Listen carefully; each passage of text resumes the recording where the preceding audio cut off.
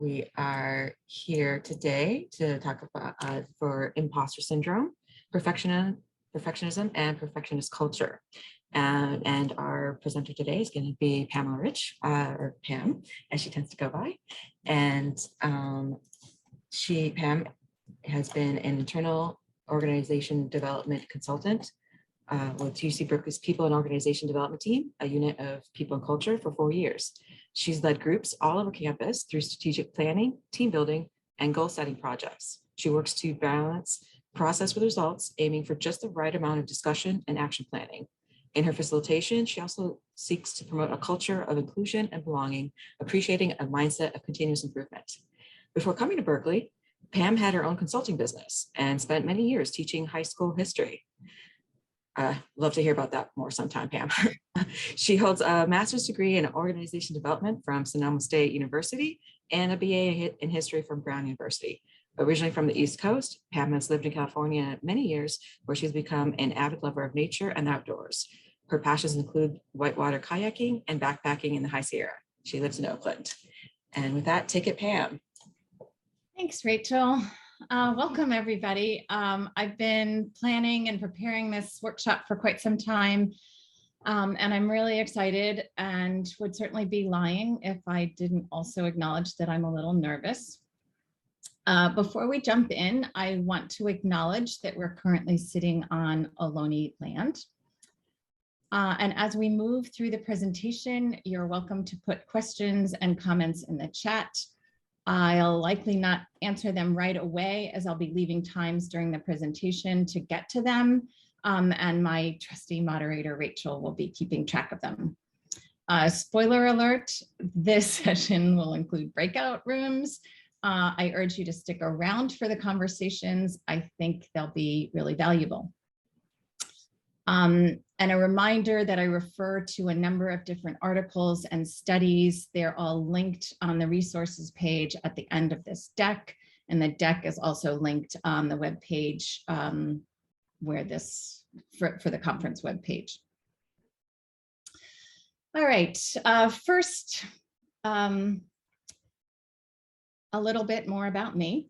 Although Rachel introduced some parts, I wanted to share a story, my story of imposter syndrome. As Rachel explained, I've been at Berkeley for now about 4.5 years. And prior to that, I was an independent consultant. I worked primarily with nonprofit education-related organizations. Some of my clients included Planned Parenthood, Oakland Unified School District, UC Santa Barbara. I had many repeat customers with whom I shared respect and sometimes even friendship. Still, it got lonely, and I realized that I didn't really like running my own business. So I saw this job at UC Berkeley, and I thought, wow, how many times do I see a job looking for an organization development consultant who seems to be interested in the way that I approach that work at an organization that I'd really love to work for. Oh well, there'll be a million people applying. I'll throw my hat in the ring, and as always, I'll never hear anything. So after a couple of weeks, I got an email asking me to respond to a set of questions. Could I please answer these questions and send them back in? And I thought, oh yeah, I've been asked to do this before. I spend days preparing the questions, and then I never hear anything, and that will likely happen again. And about a week before they were due, I got an email from the recruiting person saying, we look forward to getting your answers. And I thought, that's a little different. And after I turned them in, I got a thank you for them. And then I got a request for an interview, which totally surprised me. And I came into the interview. I thought I did a really good interview, but I also thought, oh, I'm sure they're looking for somebody with more experience or different experience or whatever. I wasn't going to be the right fit. And well, here I am a number of years later, obviously I got this role, and have to say I sort of started with that same kind of like, oh, I don't know if they made the right choice when I got here, and have to say that even still, small little things will set me back. So I just wanted to share that story as I go into this presentation, to explain kind of why I got interested in this in the first place. So why this presentation? And obviously, I have some experience with imposter syndrome. And as I've talked with folks from all over campus, many have expressed, sometimes maybe even confessed, that they experience this as well. So I realized that imposter syndrome was a topic that I wanted to know more about, and thought others might be curious about it as well. What is it? Why do we get it? And how can we make it go away? And as I was beginning my research to design this presentation, I started to see these links to other topics that I'm interested in and that are now being discussed quite a lot at our campus on Berkeley. And that's the topic of anti-racism. I've been trying to see how I can infuse equity, belonging, inclusion, and anti-racism into all the work that I do here at Berkeley. And as I was researching imposter syndrome, perfectionism and what I'll call perfectionist culture kept seeming sort of integral to these ideas. So as we'll discover, perfectionist culture has a lot to do with these ideas of equity and inclusion. So in this presentation, I first want to break down some of these ideas, what the definitions are, and share some of the research. First by exploring perfectionism, then imposter syndrome, and then look at this idea of perfectionist culture. And in breaking them, all of these ideas down, we'll begin to see how they're linked and how damaging they can be to ourselves as well as our organizations. And finally, as I promised, we're going to be spending time in small groups, exploring these ideas and getting a chance to share our ideas and our experience.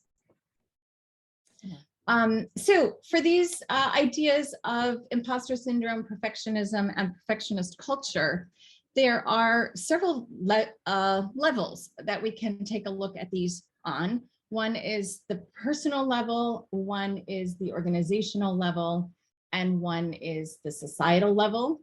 And in today's presentation, I'm mostly going to be focusing on the personal and the organizational.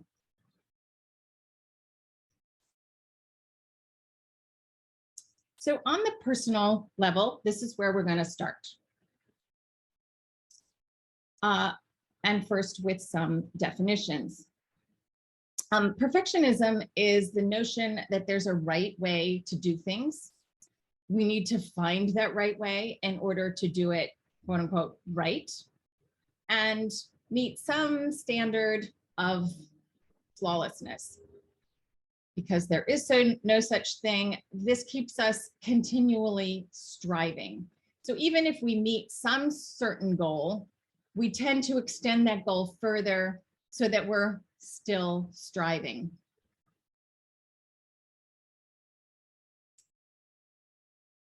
And what this can look like at the personal level is that perfectionists tend to set really high, kind of unrealistically high expectations of themselves.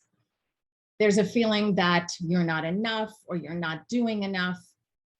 And I was in a meeting the other day where someone was pointing out the competitive nature of Berkeley in this case, but probably all of our campuses, and how we're used to being good at things. And so we continue to be trying to improve, to prove ourselves and demonstrate how good we are at it. Outwardly, we can be quick to find faults with others or overcritical of mistakes. Inwardly, we can fear taking risks, maybe shrug off compliments, expecting there to be criticism. We forget to celebrate our successes, and there can be paralysis in completing a task. and I have to share another story with you. I serve on the NOW Conference Planning Committee and the NOW Conference Program Subcommittee. I know the importance of the deadlines that we've set because I helped set them. And yet, for this presentation, I asked Lisa for several extensions. And I think she was totally exasperated with me. But somehow I was really nervous about putting this presentation into a PowerPoint. I'd done the research, had my ideas, but I couldn't make myself sit down and do it. And I gotta say, the irony was not lost on me that I was doing a presentation on perfectionism and was paralyzed to do it. So obviously, perfectionism has a big impact. It stifles our ability to innovate because our brain literally shuts down. Eventually, this can lead to despair or depression. And as we can see, it clearly can be quite devastating for our mental health. And I think I'm on the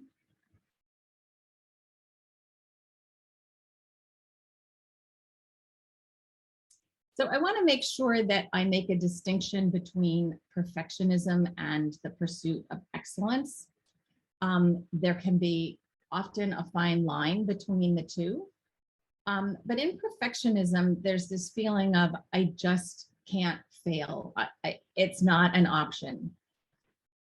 Perfectionists tend to want that approval, and that's often what drives them.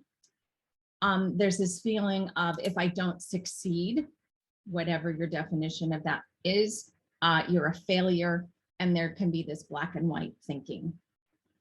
Within the pursuit of excellence, there is risk-taking and trying new things. There's a desire to be growing and changing.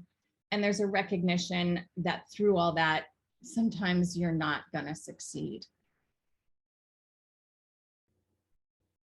Okay, so I just spent a few minutes talking about perfectionism, and now I'd like to turn our attention to imposter syndrome, or phenomenon, as it's sometimes called, and explain how these are similar. Imposter syndrome reflects the belief that you're inadequate and incompetent despite evidence that you're actually quite successful.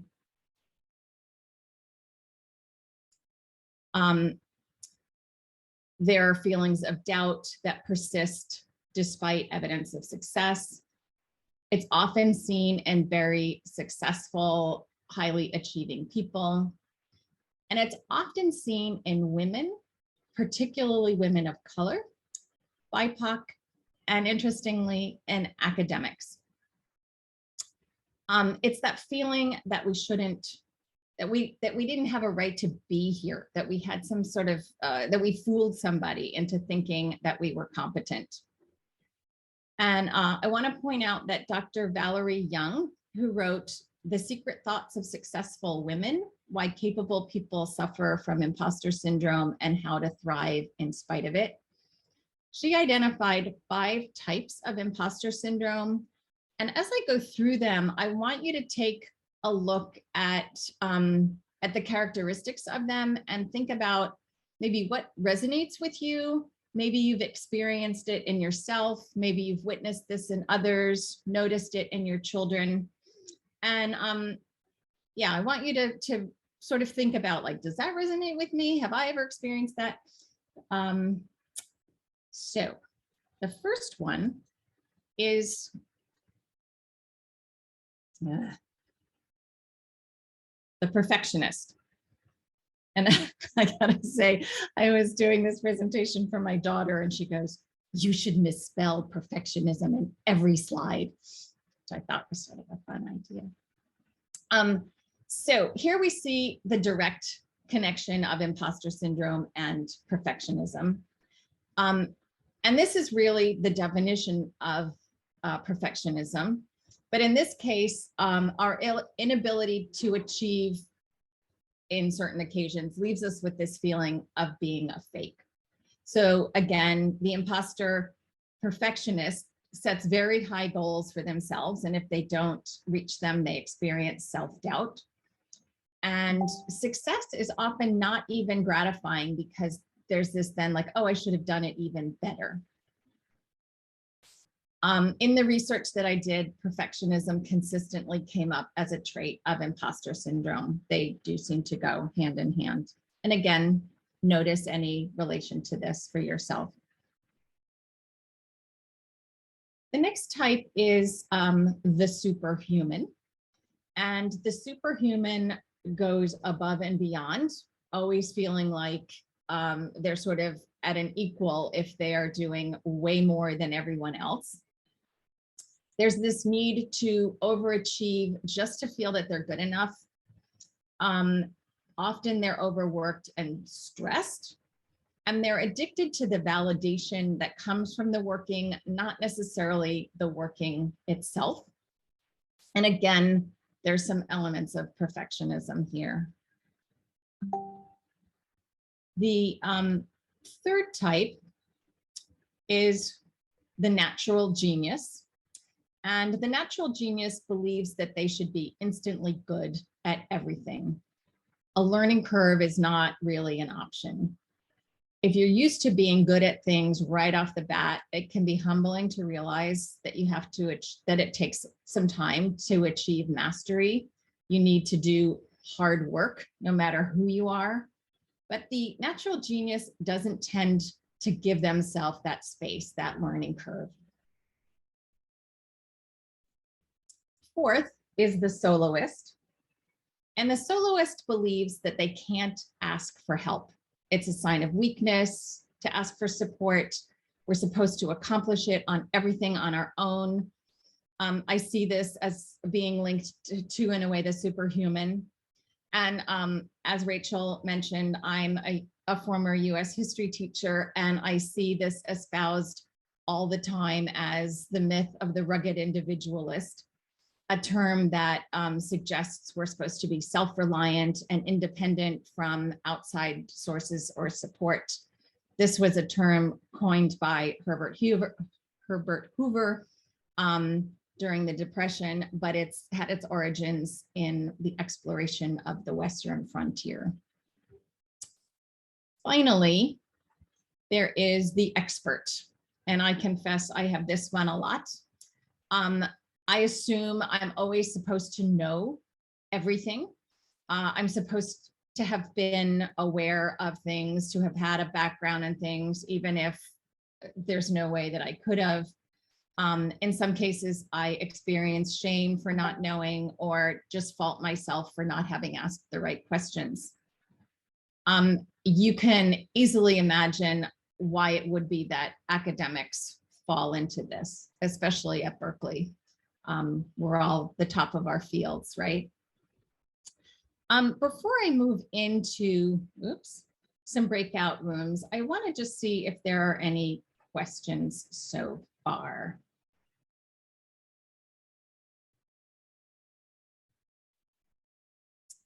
Rachel, can you help me if there are any questions in the chat? No questions yet, but I do have some. If anyone has some questions, I can put them in the chat.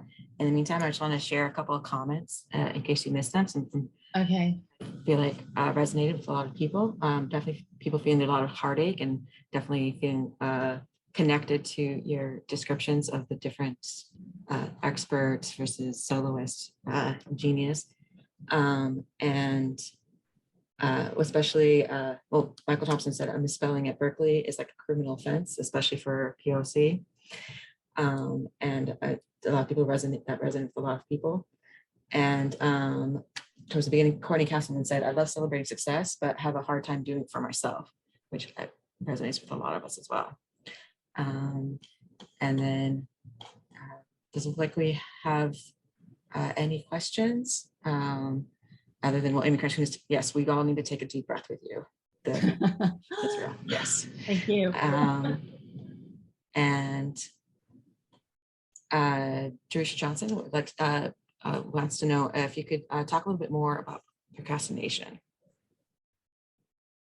I'll do what I can, and then I'll see if I've answered the question.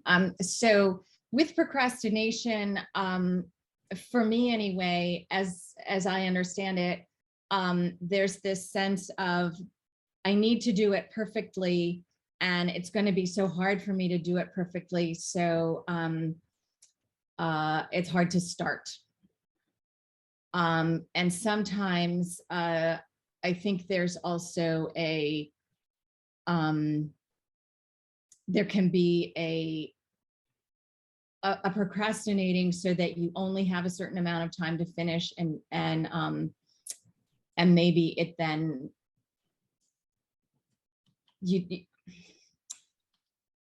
I would say that answer to the first thing I said, that just like wanting it to be perfect and being afraid to start.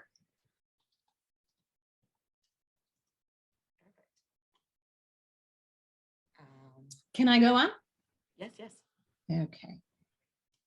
All right, so as promised, I am going to be moving you into some breakout rooms. And before I do that, I want to go over maybe the ground rules for those breakout rooms, and sort of discuss a little bit how I want to set those up. And we'll be putting these instructions into the chat as well. So the first thing that I'd like you to do is introduce your pronouns and where you work, and then take about 3 minutes per person, and it may be useful to get somebody to help keep time, and make sure that everybody gets an opportunity to speak. We want to respect confidentiality. If you do not care to share, you may say, I'd really rather not. No judgment.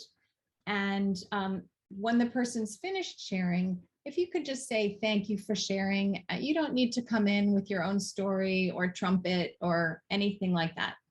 If you finished early, you can either come back to the main room or continue to discuss the toll on well-being that imposter syndrome has on a person's psyche.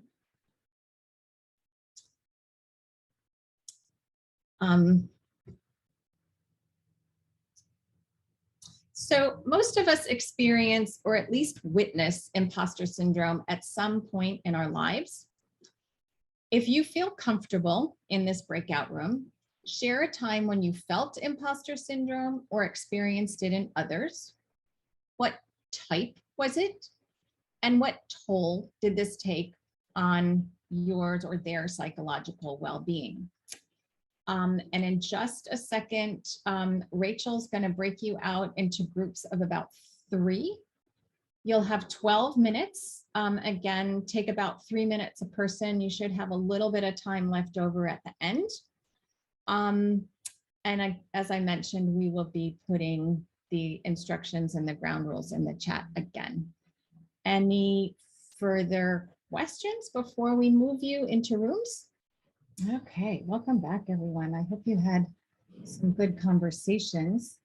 While you were in breakout rooms, I had a chance to look through the chat, which I have been blithely leaving to Rachel to person, and noticed how sort of emotional this seems to be for some folks. So I want to acknowledge the pain and difficulty that some of these issues raise, and I hope some of the things that I say as we move on will feel supportive. Before I go on, anything anyone would like to share, how that was? What did you notice? I'm pleased that people said it felt like a safe place. I noticed that some people said they cried. Yeah, there was some gratefulness. Liked the opportunity to talk about it. Anything else anyone wants to share on that? Feelings mirrored yours. Yeah, it's sort of interesting how many of us sort of hold this and think that we're the only ones. Yeah, and I'm glad it sounds like it was helpful having some opportunity just to connect with one another. Awesome. All right, I'm gonna go on to some ways that we can cope with imposter syndrome and perfectionism on this personal level. One is the first, getting the recognition and awareness that it's happening. And I don't mean to say this or any of the other things that I suggest are going to be easy. I think they all take a fair amount of intention and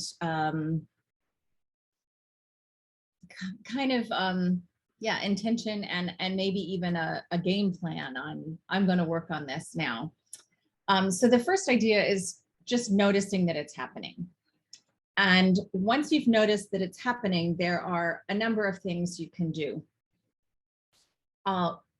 One idea is have some compassion for yourselves. I see in the chat some folks are saying like, we're so hard on ourselves. And if we can feel a little bit of self-compassion, it's a tremendous gift that we give ourselves. And one way to start thinking about doing this is, if a friend came to you with this feeling that I have now, how might you support that friend?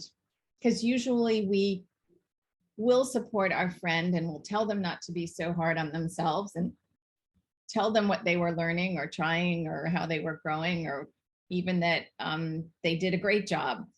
And so that sense of sort of treating us like we might treat others can be really helpful. And there's a researcher named Kristen Neff, who's a professor at the University of Texas at Austin, also a Berkeley alum, who is a prevalent researcher in this field. I've linked some of her things to the resources in this presentation, but feel free to check out more.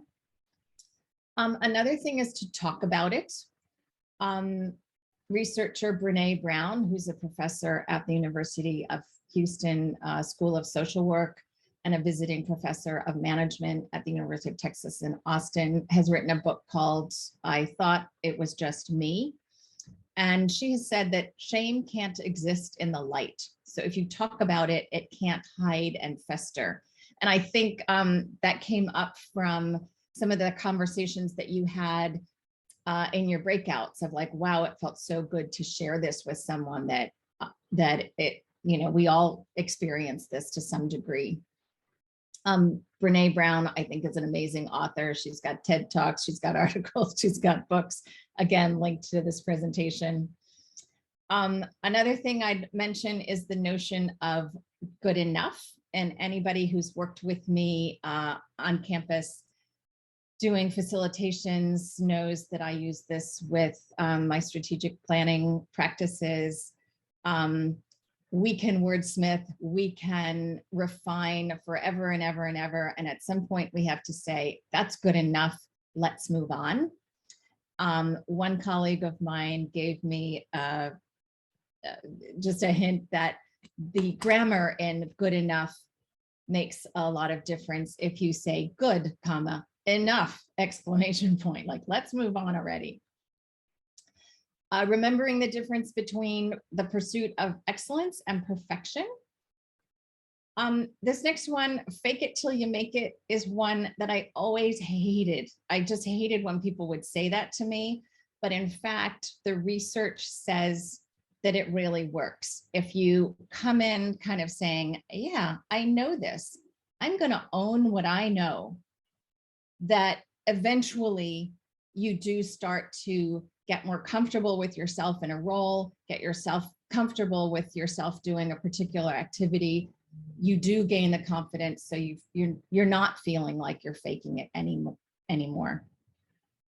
Letting go of comparison mindset, and this can be related to compassion or self-compassion. when we compare ourselves to others, it's not looking at what maybe they did to get where they are and what you've done to get where you are.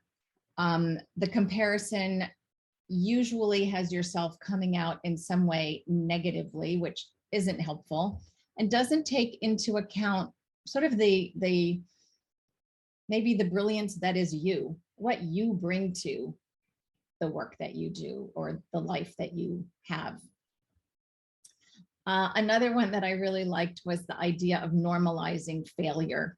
And the Atlantic magazine had an article, maybe in February, I'm not sure exactly when, called A Toast to the Rejects. And this was an article about academic groups who had believed that they were the only ones getting the rejections on their grant proposals. And all they ever did was hear about others' successes. And when they began sharing, they had parties, rejection parties, where they shared the grants that they didn't get.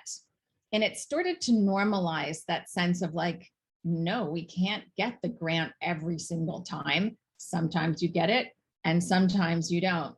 And so there's this sense of, yeah, sometimes we win, sometimes we don't. And that's the way life is. I'm going to be moving on to talking about these concepts at the organizational level a little more, and I want to know if there are any questions, comments before moving on. I do want to bring up one idea that Yulani Hunt had about how UC Berkeley needs an imposter syndrome support group. There's clearly a lot of interest in that. There's already like at least 6 people that expressed interest. So sounds like might be something to seriously consider. Yeah, so just want to put that out there. All right, thank you. Thanks for that. That's an interesting idea. I'll bring that up to my supervisor. Okay, so thanks for your comments, everybody. So I want to shift our attention to looking at these concepts on an organizational level. And this is where I'm going to be bringing in those connections of equity and inclusion. So the research shows that imposter syndrome and perfectionism are more prevalent in what we'll call a perfectionist culture. And I'll define that in just a moment. And that we see it more frequently in women, especially women of color, BIPOC, and as I mentioned earlier, academics. Let's see if we can understand why.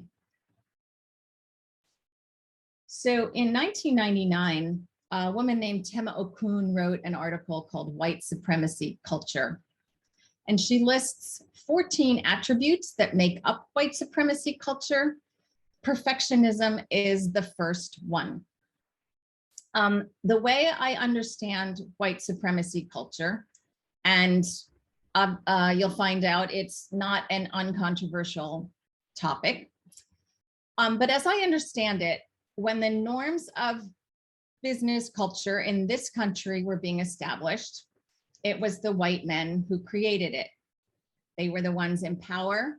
For the most part, they ran the businesses. They had the laws behind them. They were the decision makers. They were the ones who had money. For a very long time, they decided what business, effective organizations, and in many cases, what our government should look like. As a result, the characteristics of our working culture were established by white men. Today, when we think about how organizations should be run, we generally accept that culture without really thinking about it or questioning about it. When we're hired into a role at a new organization, we're expected to learn and assimilate into that culture and the way that the things are done there.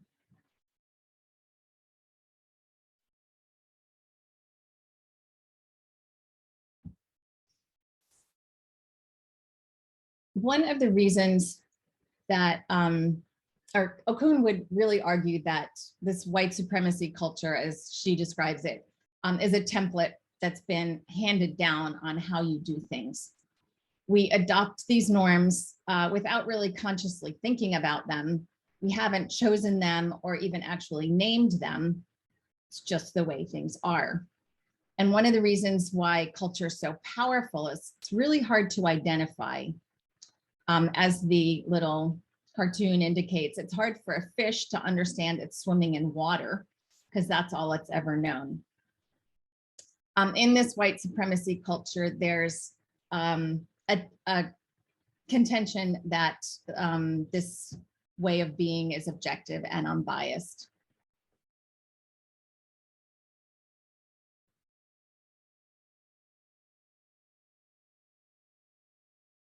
So Okun, as I said, lists perfectionism as the first element of white supremacy culture. And my topic here is perfectionism. So I'm not going to go into all of the elements of white supremacy culture. That article is linked in the resources for this presentation. But here's how she explains perfectionist culture. It's a tendency to identify what's wrong. There's little appreciation for the work that people are doing. Inadequacies are readily pointed out. Little time is spent identifying lessons learned, and it's not okay to make mistakes. A number of you have already indicated that that's true in your world where you're working, and I want to delve into that just a little bit more. The example that I was thinking of as I came up with, as I was doing or thinking about an example, was writing an essay when you're in high school. We get told we have to write something. Maybe we're given instruction on it, but sometimes we're just told we have to write something. It gets marked up with a pen. If we have bad luck, it's a red pen, so that you know all of the things that you did wrong in that essay, what wasn't clear, what was misspelled, what was grammatically incorrect. And there's usually little time spent on what was good about it and how you might be able to expand on it. In this case, it made me terrified to write anything. And it wasn't really until graduate school that I developed confidence in my writing. And I have to admit, I still find it hard to write and not especially enjoyable, even though I think I'm actually a good writer. Let's see. And I mentioned that notion of competitive culture earlier, and I wanted to raise that up again of sort of how much pride we have in ourselves as a UC and our worldwide reputation of research. And so there's this kind of expectation, I think, that we hold of ourselves and that we hold of others within the context of where we work, because we're so used to being high achieving.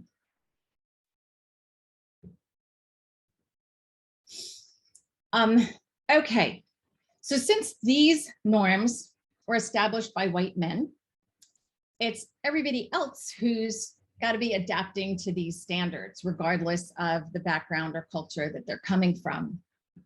Everyone else needs to be striving to fit in. So the women and the BIPOC who, as these norms were being established, typically did not have as much influence in the way that culture was being developed.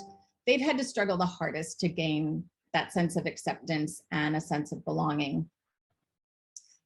So what I'm realizing through the research was that it can actually be the organization that imposes this idea of perfection onto the employees, which often will drive the employee towards perfectionism. So perfectionism may be put on women and BIPOC through organizational culture more than maybe their own internal perfectionist tendencies.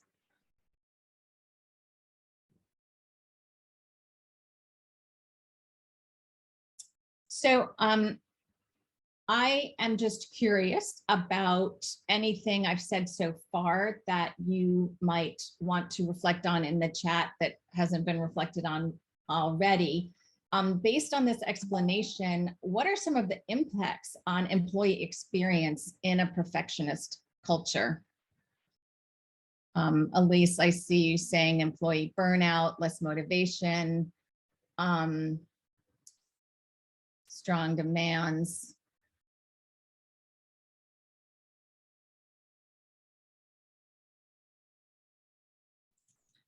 I just want to call out a comment made previously by Elena that I think relates to this. And that she said, long ago, my department at the time gave staff spot awards for daring to try new things and failed.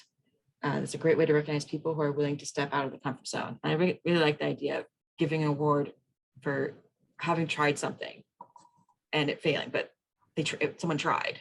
So yeah, that's an awesome idea. Oh, I'm seeing toxic culture, depression, racist tropes, lack of morale, burnout, career stagnation. So there's a high price that we're paying for this, both at the organizational level and at the personal level.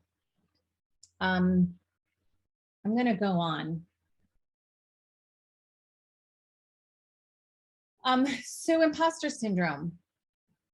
What are some of the issues? There was an Harvard Business Review article, also linked to this presentation, that came out last year that I thought was really interesting. It was called "Stop Telling Women They Have Imposter Syndrome."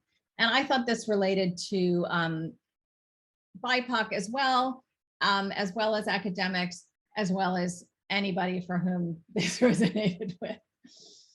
And they questioned that imposter syndrome exists in the first place, and what role workplace systems play in fostering and exacerbating it in this case, women.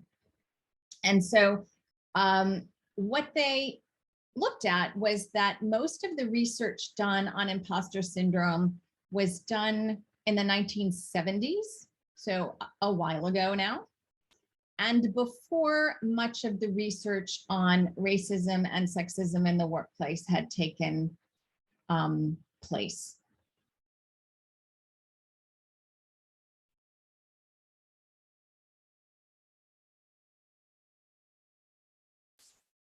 In the article, they objected to the word syndrome, saying that it sounded like a bad medical diagnosis.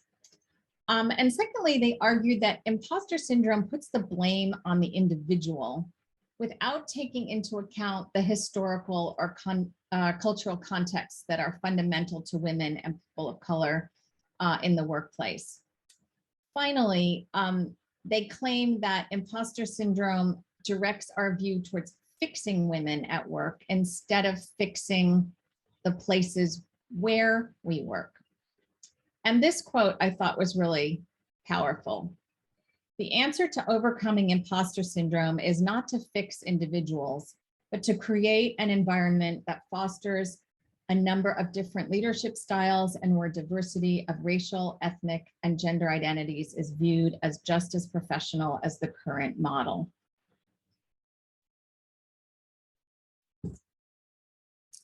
So as I shared some of the tools, approaches that we could use towards overcoming perfectionism in ourselves, I wanted to take a look at what we could do in overcoming perfectionist culture.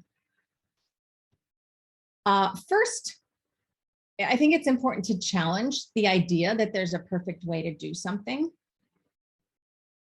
It's also important to maintain a growth mindset to support innovation.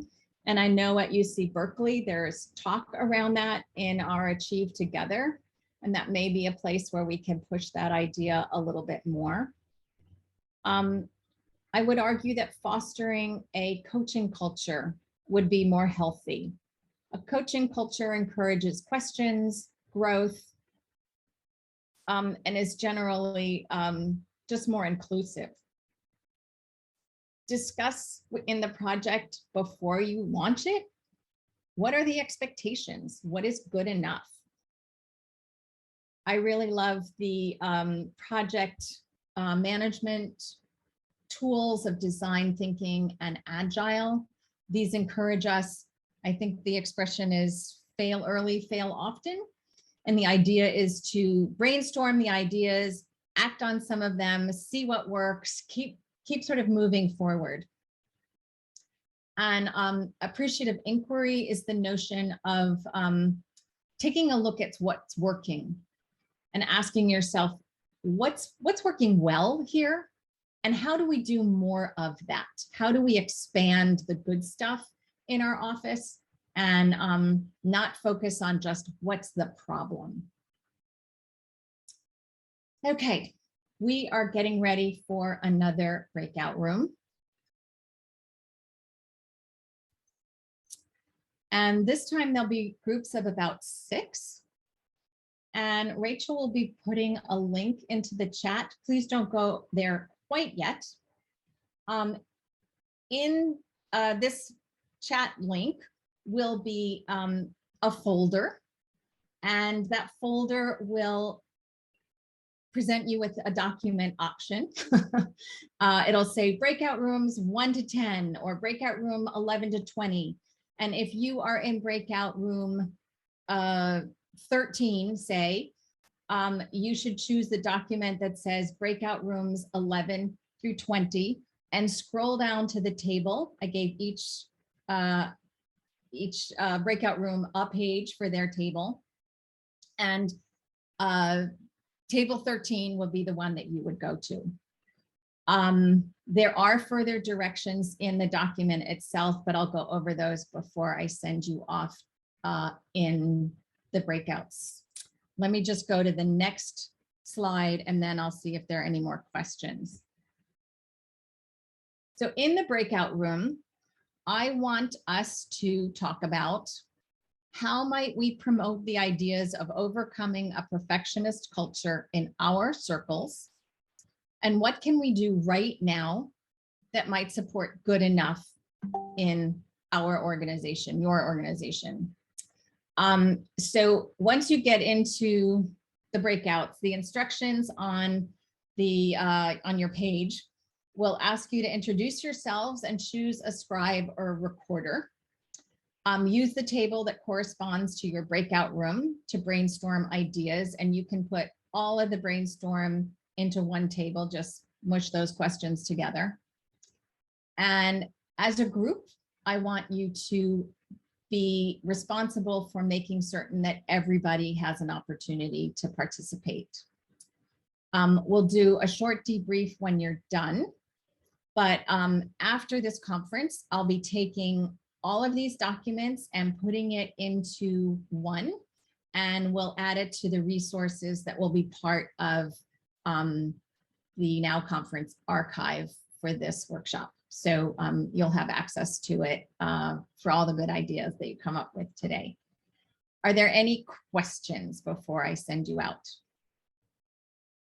And Rachel, I think we'll have, we're low on time. 5 minutes, I think we'll have as just our quick brainstorm. And I'm looking forward to seeing what you all wrote. So want to wrap up with a couple of things. Just a reminder that perfectionism, imposter syndrome, and perfectionist culture are linked in ways that are really unhealthy, both for the individual and for the organization. Oops. So we talked a little bit about what you can do personally. Engage in self-compassion, talk about it, understand the notion of good enough or practice it, recognize the difference between the pursuit of excellence and perfection, fake it till you make it, and letting go of comparison mindset. Organizationally, challenging the notion of perfectionist culture, keeping a growth mindset, fostering a coaching culture, and deciding what good enough is. And thinking about methodologies that promote idea of continuous growth.